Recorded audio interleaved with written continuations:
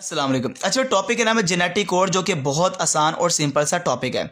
Genetic code basically कहा जाता है कम्बिनेशन है तीन न्यूक्लियोटाइड जो कि सीक्वेंस होता है डीएनए के ऊपर। इन तीन न्यूक्लियोटाइड के सीक्वेंस को कहा जाता है जेनेटिक कोड है, इसलिए इसको ट्रिपलेट कोड का भी नाम दिया जाता है। और ये तीन न्यूक्लियोटाइड अगर देखे जाए डीएनए के पास होते कितने टाइप्स के न्यूक्लियोटाइड है, चार किस्म के तो न्यूक्लियोटाइड है डीएनए के पास। एक है एडेनिन, गुआनिन, साइटोसिन और थायमिन।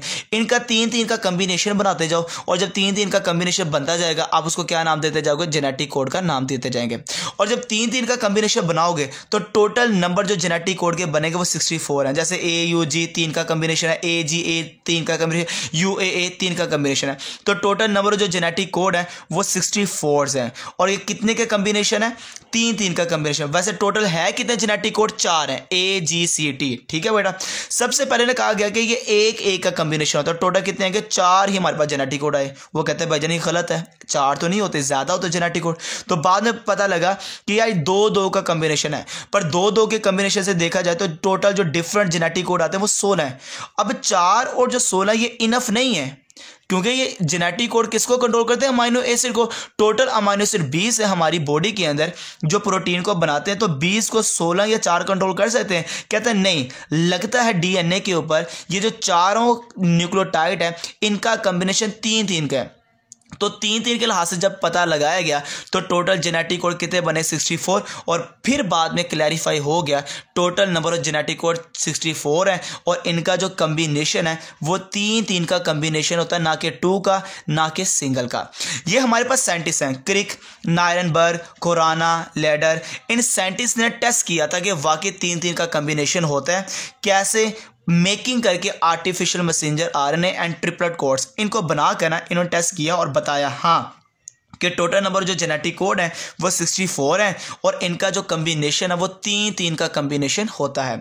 अब 64 जेनेटिक कोड में से ना कुछ ऐसे हैं जो प्रोसेस को स्टार्ट करते हैं, जिसमें आप कह सकते हैं फॉर एग्जाम्पल ट्रांसलेशन का जो प्रोसेस है जिसमें प्रोटीन को बनाया जाता है, उस प्रोटीन को बनाने के लिए सबसे पहले स्टार्टिंग जेनेटिक कोड आएंगे, उनको कहेंगे स्टार्टिंग कोडोन है। और कुछ ऐसे होंगे जो प्रोसेस को रोकते हैं और वो जेनेटिक कोड कौन से होंगे, स्टॉप कोडोन। तो 64 में से जो स्टॉप कोडोन है वो कितने, 3 है, जो प्रेजेंट होते हैं at the end of gene, जो लास्ट में मौजूद होंगे, जो प्रोसेस को रोकेंगे।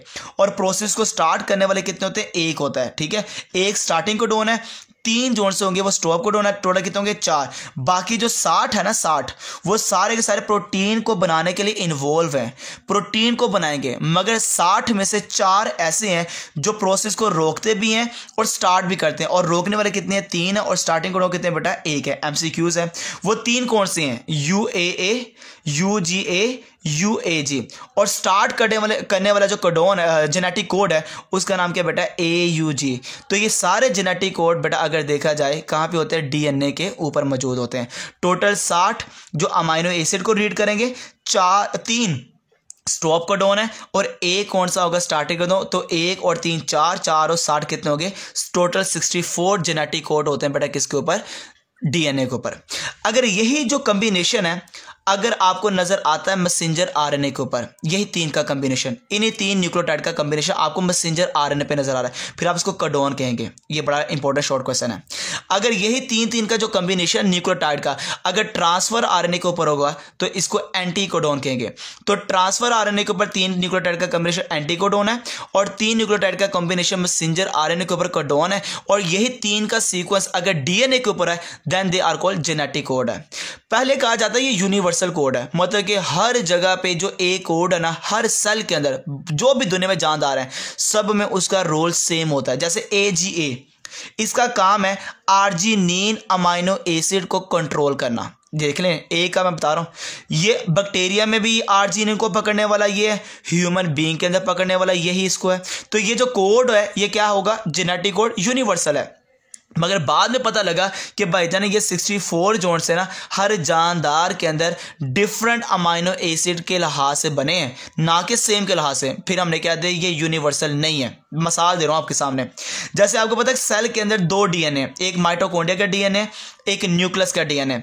न्यूक्लियस के डीएनए के अंदर ये जो यूजीए है ये स्टॉप कोडॉन है, पर यही जोन सा अगर देखा जाए माइटोकॉन्ड्रिया के अंदर ये ट्रिप्टोफान को कंट्रोल करता है। अगर न्यूक्लियस के अंदर एजीए को देखा जाए ये आर्जिनिन को कंट्रोल कर, और यही एजीए स्टॉप कोडॉन है माइटोकॉन्ड्रिया के डीएनए के अंदर। दोनों सेम है पर दोनों का रोल देखो डिफरेंट है। एयूए रीड करता है आइसोल्यूसिन को, डीएनए का है, और एयूए जो माइटोकॉन्ड्रिया का ये जेनेटिक कोड है डीएनए का वो मिथ्योनिन को कंट्रोल करे। तो यहां से पता लग गया कि दोनों का जो फंक्शन है डिफरेंट जगह पे डिफरेंट है। आप इसको यूनिवर्सल नहीं कह सकते, ये नॉट यूनिवर्सल है।